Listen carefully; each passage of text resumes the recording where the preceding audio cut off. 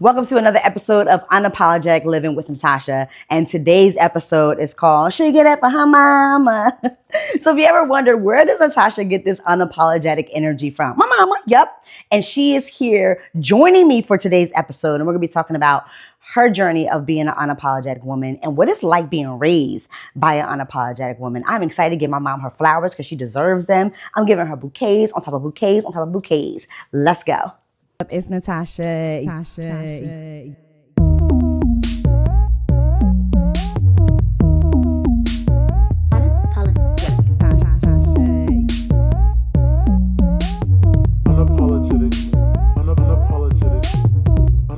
Welcome to Unapologetic Living with Natasha. I'm your host, Natasha Bryant, and I'm excited for the final episode of season 3. I almost forgot what season it is. Season 3. That means you need to go back on the Mobile TV Global Network to check out season 1 and 2, to check out those episodes to catch up. And it also means that you need to follow me on Instagram at Spiel Transformation to be able to get links to the other episodes, but also catch up on the previous episodes of season 3 if you have not watched any of the episodes yet. And I'm super excited to end my season with my mama, my mama, Lisa. I'm so excited that she's here. She almost didn't come, y'all, but I convinced her to be here. So she's here. Hi, Mom. Hi, honey. How are you? Great. Hi, everybody. I wanted you to on here because this season is all about, well, a couple things. One, I chose this location because I felt like this Frederick the Barbershop is one of the examples of being unapologetic, right? When you think about like the purpose and the importance of a barbershop within the Black community, it was like a safe place for Black people to be able to come to just be their unapologetic self, not have to worry about all the negativity of the world about who they are and what they're capable of. They can just come here and feel at home and feel connected. And Grandpa's Barbershop always did that. And so it was like, duh, this is a no-brainer. Yep. And then wanted you on here because I've always seen you just be unapologetic, and you taught Eb and I how to be unapologetic. And so I was like, my mom on here, so let's talk about it. So my first question is like, where do you get your unapologetic energy from? Who was your inspiration within it all? My inspiration was my mom and my dad. My mom was a school teacher and my dad was an entrepreneur. And my father opened up a shop in 1960, and he started out small. And as time went on, he added on and added on. And he encouraged me and my brother Andy to come in and be able to be a part of his vision. And his vision was for us to be a family and to stay together as a family. My father always had a saying, a family that pray together, stay together. And that's what we did. We stayed together because of my father, kept us together as a unit. There was no separation. Yeah, Grandpa was definitely unapologetic. Yes, he was very unapologetic. Passed it from you to me for sure. Yeah. So you mentioned working in the shop, and now, I mean, there's tons of women barbers who are just killing it in the game, but back then, not so much. So what was the journey like for you when it came to like just being your authentic self in like this in a male dominated space? Do you feel like you always had the unapologetic energy because of grandpa and grandma, or was it something that you had to like build and a skill set you had to like grow into as you went into the field? Well, when I came here, grandpa, which was my father, Percy, he would always say that we got you. You come in and there was a certain dress code. You had to wear your barber jacket. You had to wear your pants. It wasn't stylish like the ladies wear now. So it was mostly to come in, be yourself. And it was a family environment. And it was like being home. When you come in, everybody was good morning, good afternoon, how you doing? And can I help you? You had to be able to stand up and don't be scared. And because I had my dad and my 2 brothers behind me, I didn't have to be fearful of anything because they were here to support me. If I had to do it in an environment without family, it might have been a harder struggle. But because I was with family and the way we loved each other and looked out for each other, it made it very easy. Yeah. I remember, being in the shop because listen, y'all, I grew up in the shop. I was cashier. I Yep. swept the floors. I delivered the mail.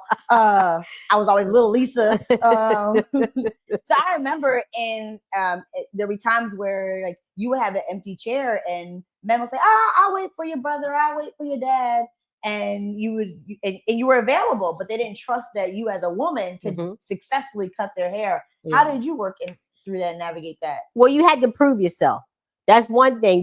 They started me out with little kids, and I would cut little kids' hair. Or one of the guys would be real busy, and they said, "Let my sister do it." And then once they realize that you're capable of doing something, then they allow you to do it, and that opens up doors for you to do more people. But you have to show what you can do. It's not like with a man, he walks in, he's a barber, can I help you?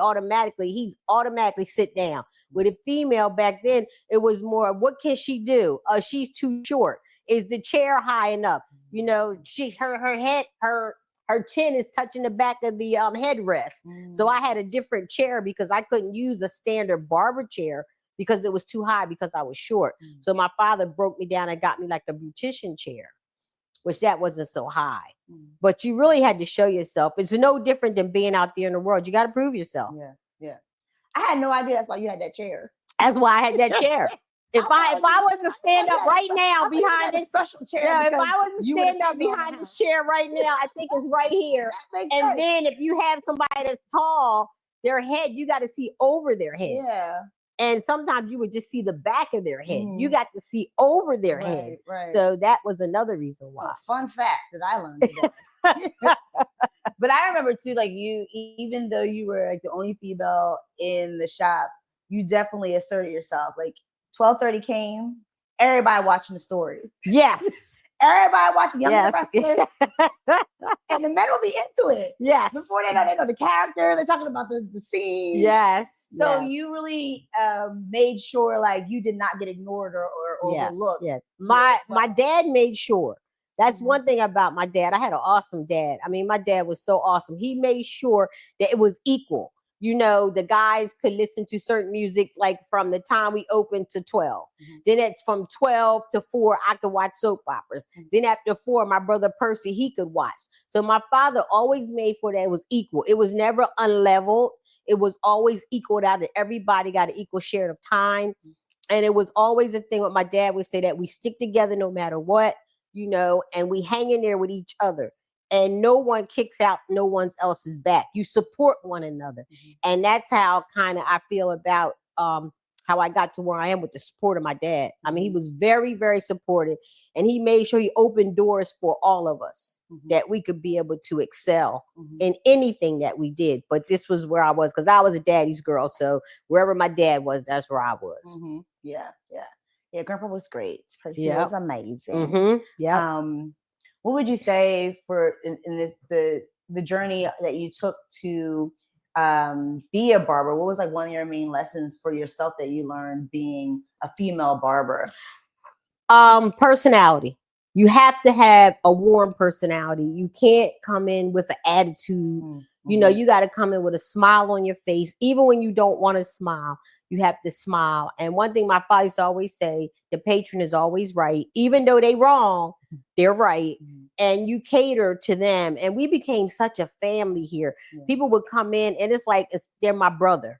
I'm their sister. My brother was their brother. It was just such a family environment. And we tried to keep that going and show the love. And that's what we gave. We gave out love with the haircut, not just the haircut. It was love. Yeah. No, definitely. Because anytime I mention anybody that I'm, my grandfather is the owner of French Earthy Barbershop, they have nothing but great things to say. Like they light up about their childhood memories of coming to the shop. And so, there's nobody has never has anything negative to say. And then also the legacies. It's like people's children's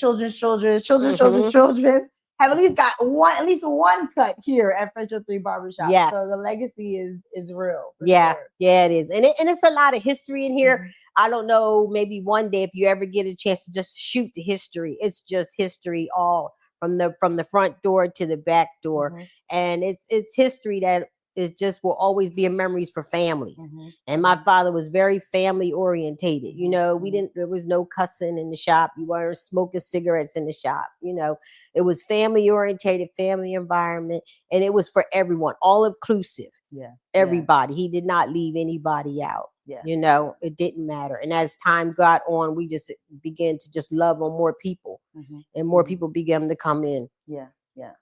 Well, let's park there. We're Okay. going to take a commercial break.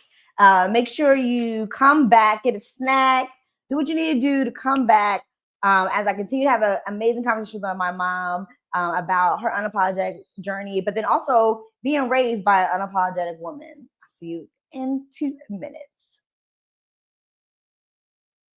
Are you ready to stop playing small and finally protect your peace and execute consistently?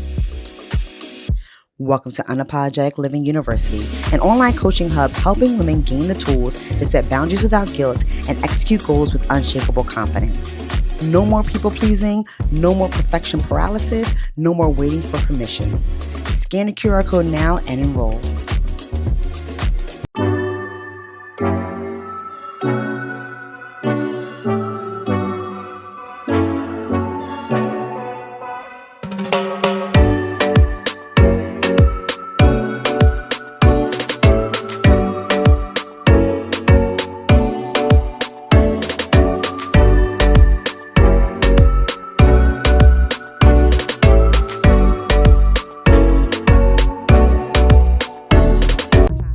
Welcome back to Unapologetic Living with Natasha. I'm here with my mom, Lisa, and we left talking about your background and just like growing up and what it was like for you what got you to the place of where you're at now with Unapologetic Living. I mean, being unapologetic.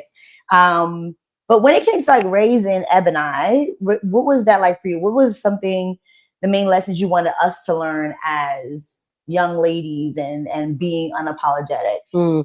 What I wanted for you and Ebony were to be strong Black women. I always wanted you to be able to take care of yourselves. I always wanted y'all to be who you are and not what somebody else wants you to be. And I always encourage you guys to do you. You know, whatever that may be, you know, we support you, we love you, and be able to just go through life being who you are, saying it without hurting somebody's feelings. You can be unapologetic without hurting somebody's feelings. Some people are unapologetic and they can be kind of rude and nasty, but there's ways you can be unapologetic, show your strengths, and still be able to move on. And you guys went to high school. I wanted you guys to be who you are. And you, as you know, you were prom queen. And I was so proud of that because it takes a lot to get to that point. Ebony was running her track at her school and she did excellent in track. And you guys really did great things with being in your teenager years to becoming the young ladies that you had. But I always say, be able to take care of yourself no matter what. If you have a man, that's a great thing. But if you don't have a man, still be able to take care of yourself. And that's what I wanted for you guys. Yeah, definitely all the talks about, you know, take care of yourself. Don't depend on nobody. Definitely remember all those talks. And for sure, I think growing up, I could always say that you allowed me and Eb to just be ourselves, right? You never really like question or try to force us to be you or be who you think we should be. You just always allowed us just to be ourselves. I can remember in the 90s when, you know, the fashion was wearing like baggy clothes and big male clothes. And everybody could like, the whole thing was like, you get to raid your brother's closet. And your brother's closet. I didn't have a brother. So I'd have to go shopping to get those clothes. And I would get those. And I remember years later, Eb said, yeah, Mom, I thought you were like a lesbian. And I was like, no, that was a style. But you never like questioned, never said, Tasha, you sure you want to wear that? I don't think you should wear that. But you just, where you want to go, what store you want to go to, you let me go and get what I wanted to get and never really question it. And so you definitely would give like advice and you know, you ain't have me run around, you know, doing crazy stuff. You set the limits, right? But you definitely allowed me to like be myself. And I know a lot of friends whose parents didn't do that, and they were like very rigid and strict on being able to do things. And I think that's probably why I never felt the need to like have to do all the sneaking or doing stuff, because I knew that, you know, you would give me the freedom to be able to just to be myself. Being unapologetic is being able to be free to communicate. Communication is so important. You know, I always tell you, Abby, it's nothing that you can't say to me that I have not done, have not seen. You know, I've been where you guys are. I know what it is to be a teenager. I know what it is to be a young lady. And even with my granddaughter now, I didn't want to sit underneath my grandmother when I was young. So when I come to visit, hi, grandmom, hi, and whoop, she gone. I understand. But we have to realize that who we are. And that's what I wanted you and Ebony to be, who you are. And no matter what, stick together. That's one thing my dad taught us. You stick together no matter what. Your sisters, you love each other. You're going to have disagreements, but you can be unapologetic to each other. But at the end of the day, your sisters and love is more important than anything else that you go through. And don't let anybody come between you and your sister. You know, you guys stick together. And that's what I think about us as family, that my dad said, stick together. A family that prays together stays together. And we have to stay together. That's all we have is each other, no matter where you live at. My daughter, Ebony, lives in North Carolina now, but still ain't nothing wrong with the phone. We call every day and we check on each other once a week, see how each other's doing. And, you know, sometimes you'll come and laugh and tell a joke, or I'll call you and say something, but we don't have to be ashamed and unapologetic for what we say or what we do. And we do it in respect. That's the thing. Respect each other. Yeah. Yeah. What would you say, like, when, if someone, you know, it doesn't like how you're showing up or disagrees with you, how do you navigate that where you still staying strong in your own beliefs or values and not allowing that? Because I even know, like what I just said about parenting, I know you got, sometimes you would get backlash, like you let Tasha get away with anything, right? You would get backlash. And I'm like, really? Like, no, my mom did not have to get away with anything. Trust and believe. No. But so, like, how did you stand strong within your own beliefs, even when you might have had some naysayers judging what your decisions? Well, you know what? I never let what people say on the outside bother me. My father, you make a decision, right or wrong, you have to follow that decision. And whatever decisions I made, they might not have been right all the time, but I stuck to them. I never let nobody sway me one way or the other, because, like I always say, you never know what you're going to do till you walk in that person's shoes. And we're so quick to say, I wouldn't do this, I wouldn't do that. But if you never walked in them shoes, you wouldn't know what you would do until that time comes. So what I found with you and Ebby, I was very strict. Yo guys used to think I was the wicked witch of the West, North, and South, because I was hard. But I wanted y'all to see life in the way I saw it, because life is not going to be easy. And if I wasn't hard on you, you wouldn't be able to make it out in this world, because this world has no mercy on you. So you have to be able to manage and be unapologetic at the same time and be loving at the same. And that can be kind of like a juggling ball. You know what I mean? Because sometimes I don't want to always be nice with my unapologetic. And sometimes I'm not. Sometimes I have to go back and say, I'm sorry. Please forgive me. I should have said it in a better way. But what I said still stands, but maybe I could have worded a little better. Yeah. One of the things I just appreciate you with how you raised us was, like, just giving us that level of freedom. When I think about being unapologetic from my raising, there was a lot of freedom where I was able to explore and be able to have opportunities for things that a lot of people did not have. And so I just appreciate you for that, and just allowing us just to be ourselves, and being open to communication. Because like, again, a lot of my friends' parents, they were just like, no, this is what you do and this is what you're not going to do, right? And it was never like an open conversation, or just open to have those hard conversations, those taboo conversations, like sex, for example, that most of my friends' parents did not have the conversation with. But you were very like, look, we gonna play the video. We're gonna watch this video. We're gonna learn today. Because it's a struggle.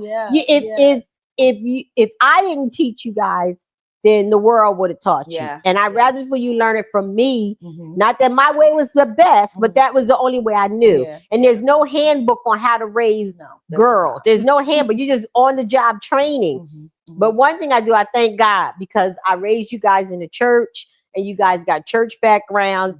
And I used to remember one time you would come home with an attitude, and I stand by. I said, no, go back outside, shake it off. Whatever you brought from wherever, shake that off, because we don't do that in here. And try to keep that pace going. And even in your adult lives now, try to keep your home peaceful, calm. So when you come home, you can relax, not when you pull up and say, oh, I don't want to go in here. Keep your home peaceful and calm, and try to keep the spirit of the Lord first, because that to me is the most of, that's what really got me through, just knowing the Lord for myself.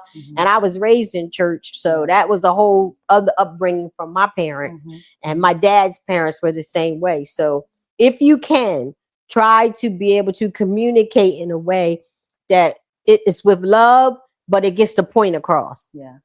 You know, you can get a point across without having to be mean and nasty and all that. And if I get in a situation, I always tell people, you don't have to like me and you don't have to love me, but you don't have to be around me either. So that's my thing. If I'm around you and I don't like something that you do, I just leave. I don't stay there and tolerate and deal with it. Now I'm all angry and frustrated, but I just leave and say, all right, talk to you later, and just bow out gracefully. Don't put yourself in a position where you have to be, you don't have to be in anything. You can make a choice.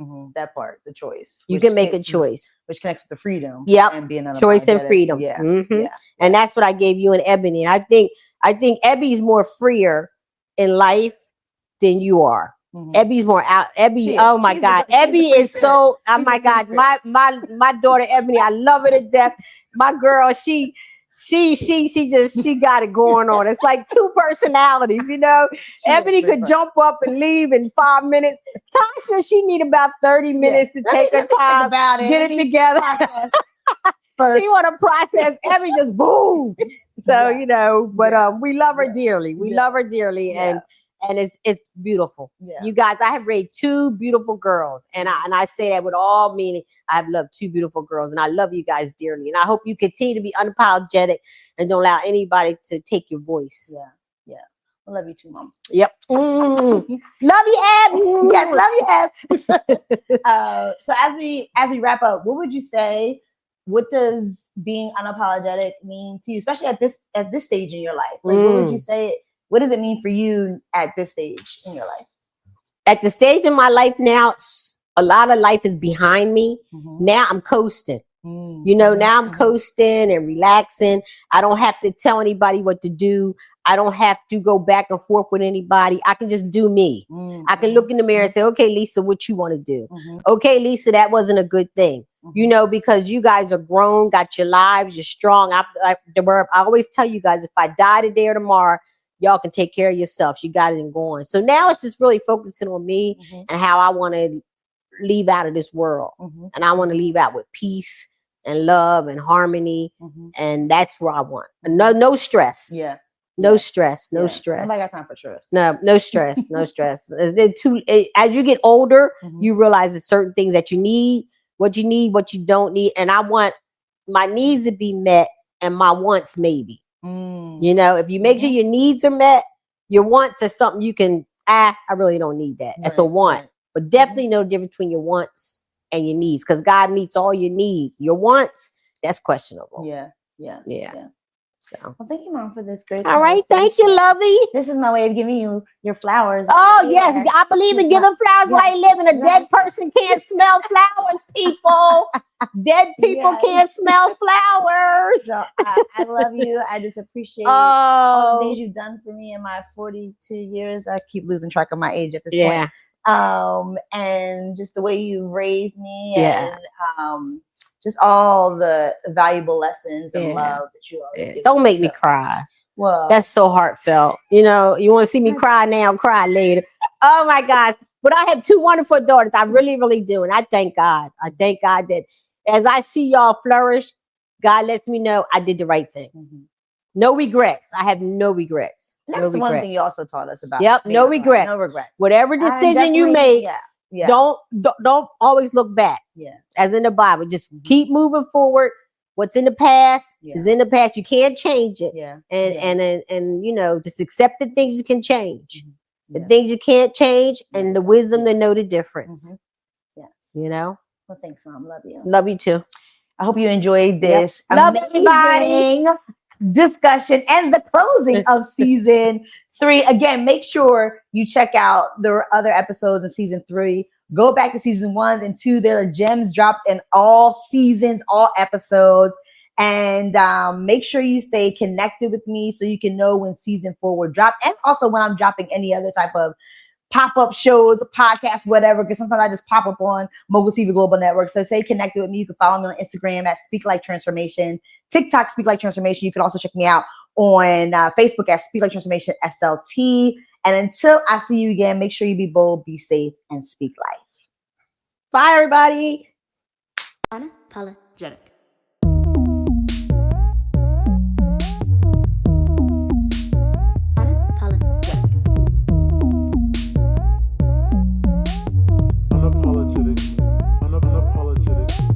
Unapologetic living.